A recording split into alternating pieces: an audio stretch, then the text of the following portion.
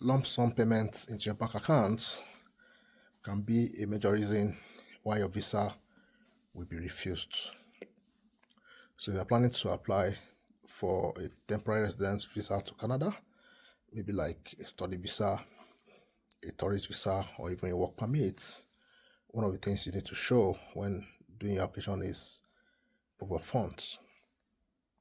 If you do lump sum payment to your account, your visa will likely be refused. And what do I mean by lump sum?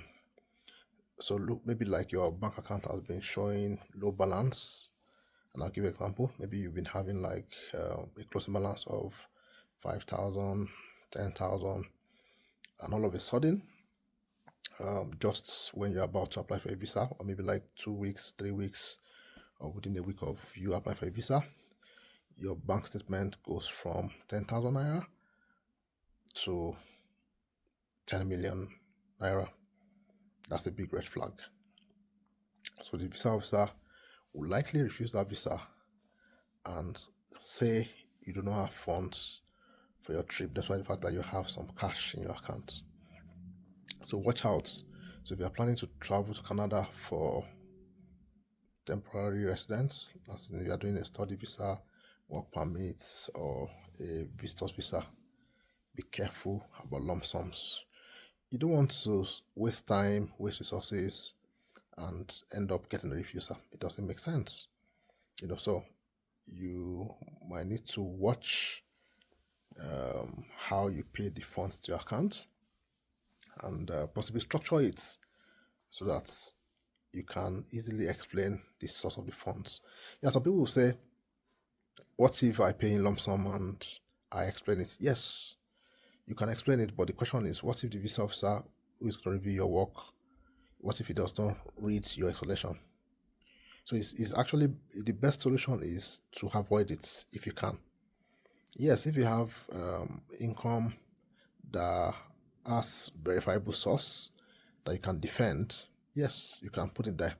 But the challenge is you will not be there. Canada does not do, they rarely do interview for those kind of visas. So you will not be there to explain that, oh, this money is from this is from this, and this is from this, So if you do an explanation and the visa officer did not go through your explanation and it just looks at the lump sum and refuse it, yes, there are things you can do at the end of the day. You can do judicial review, you can do reconsideration, but if they don't go through it, your visa will still be refused.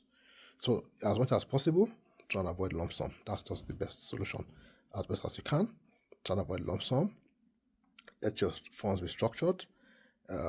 Let your source of funds be clear when you are submitting your visa application, so that you won't have to go to the stress of having to pay or even waste time or wait after if you start to start doing judicial review or doing reconsideration or reapplying again.